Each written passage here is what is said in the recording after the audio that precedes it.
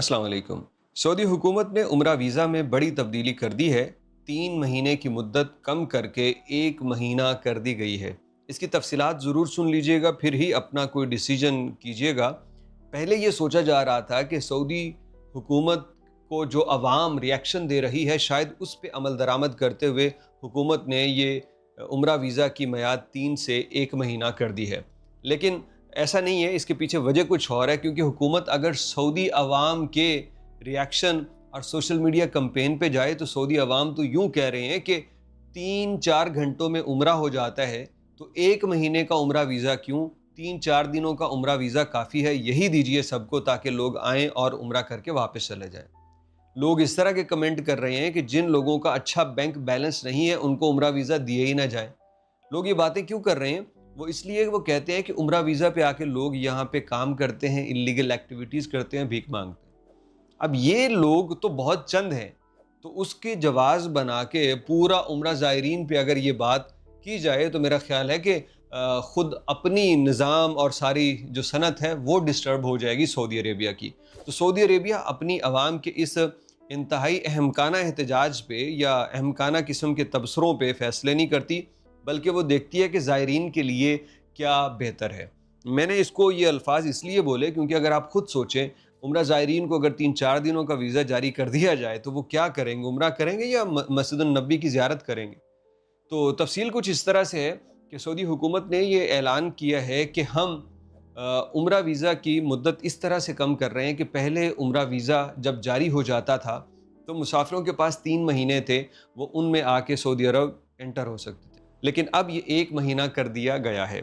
यानी अगर किसी ने वीज़ा लगवा लिया तो उसके बाद 1 महीने के अंदर अंदर उसे सऊदी अरब में एंटर होना होगा, वरना उसका वीज़ा एक्सपायर हो जाएगा।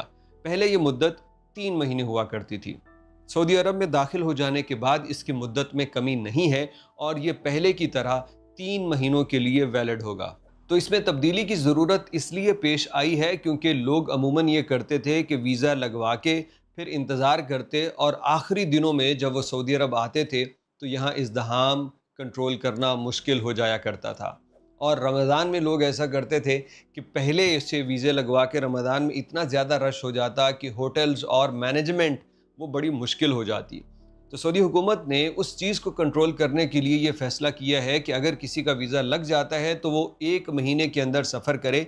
ऐसा करने से ये होगा कि हमें पता होगा कि हम कितने वीज़े जारी कर रहे हैं, कितने लोग आ सकते हैं, और उसी हिसाब से हम एयरपोर्ट से लेके हरम शरीफ तक तमाम तर इंतज़ामात मुकम्मल करेंगे। ये बहुत अच्छा फ़ैसला है, एक गुड डिसीजन है। इसका फ़ायदा ज़्यादातर आवाम को होगा, ज़ायरीन को होगा, मोतमरीन को होगा, क्योंकि जब हर एक चीज़ सिस्टमेटिक तरीके से आएगी, यानी आप गौर करें कभी हरमैन शरीफैन के अंदर जो पीक आवर्स होते हैं उनको अगर मैनेज ना किया जाए तो किसी एक रास्ते पे अगर आवाम फंस जाए तो समझ लें कि बंदों के मरने का खदशा होता है।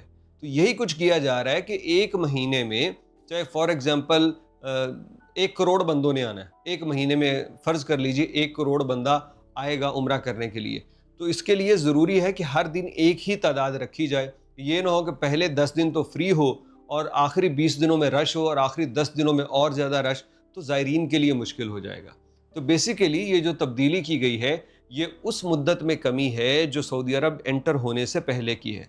लिहाजा आगाह रहिए, अगर आपने उम्रा वीज़ा हासिल कर लिया है तो 1 महीने के अंदर अंदर आपको सऊदी अरब सफ़र करना है, बसूरत दीगर आपका वीज़ा कैंसिल हो जाएगा या एक्सपायर तस्वुर किया जाएगा। इस वीडियो को उन तमाम लोगों के साथ शेयर कीजिए जो उम्रे की ख्वाहिश रखते हैं, और इस दुआ से शेयर कीजिए कि अल्लाह रब्बुल इज़्ज़त जल्द उनके लिए असबाब बनाए और वो अल्लाह के घर की, हुजूर के दर की ज़ियारत कर सकें।